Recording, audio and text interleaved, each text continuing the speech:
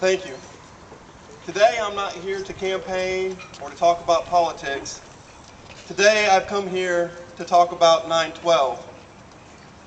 It was a beautiful morning as New Yorkers woke to ready themselves for the day. A slight breeze and a cool 71 degrees as they started their cars, stepped on their bus, boarded their subway. The hectic turn of the airports offered little comfort to the passengers as they called home or kissed their loved ones farewell. So many flights we will never remember. So many passengers continued their routine. 4 flights we shall never forget. 87 men and women and children aboard Airlines Flight 11. 59 husbands and wives, sons and daughters aboard United Airlines Flight 175. 59 friends, co-workers, and associates aboard American Airlines Flight 77. And 40 citizens, Americans, and heroes aboard the fated flight United 93.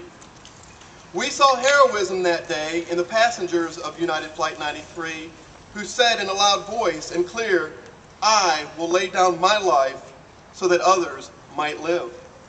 In the firefighters and policemen who rushed into the smoke-filled stairwells of the crumbling buildings without regard for their own safety. Heroism was visible in the men and women who worked in the World Trade Centers.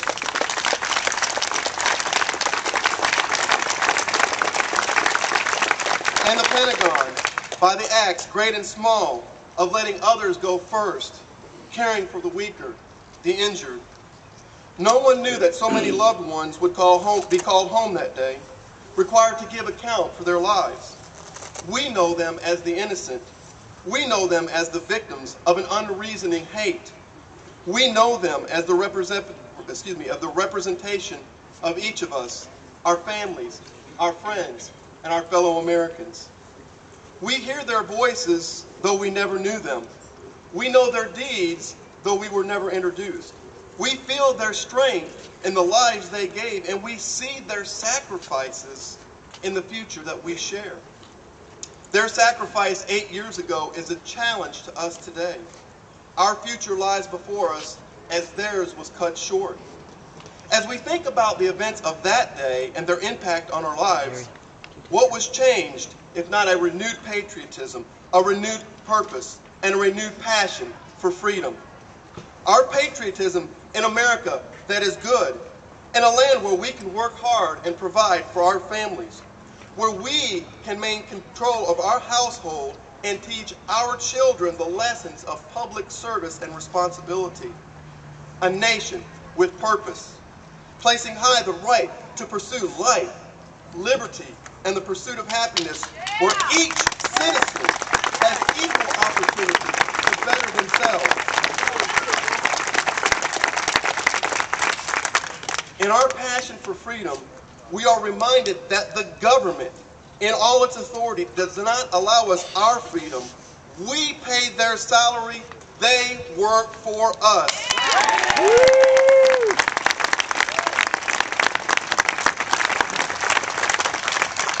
The founders of our government formed a body whose sole purpose was to protect our rights and our freedoms, the same rights and freedoms that the terrorists tried to take away from us on that fateful day. We try to find a way to honor those who died that day. We struggle to find the adequate words to memorialize them, as President Lincoln did at Gettysburg when he said, "We cannot dedicate, we cannot consecrate, we cannot hallow this ground. The brave men, living and dead, who struggled here have consecrated far above our poor power to add or detract. The world will little know nor long remember what we say here, but it can never forget what they did here.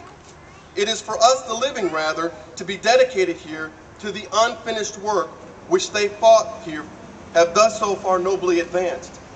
It is rather for us to be here dedicated to the great task remaining before us, that from these honored dead we take increased devotion to the cause for which they gave the last full measure of devotion, that we here highly resolve that these dead shall not have died in vain, that this nation, under God, shall have a new birth of freedom, and that the government of the people, by the people, and for the people shall not perish from the earth.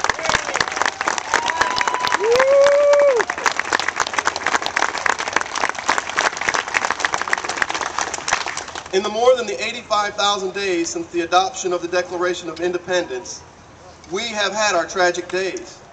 We have had our December 7th, when Pearl Harbor was attacked, and of course we've had our September 11th, when the planes flew into the World Trade Center. But we have awoken to December 8th, and we have woken to September 12th.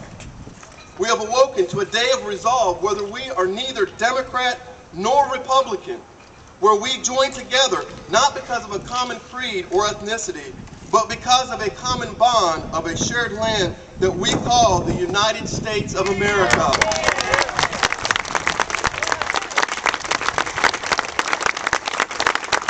And that is what we should do.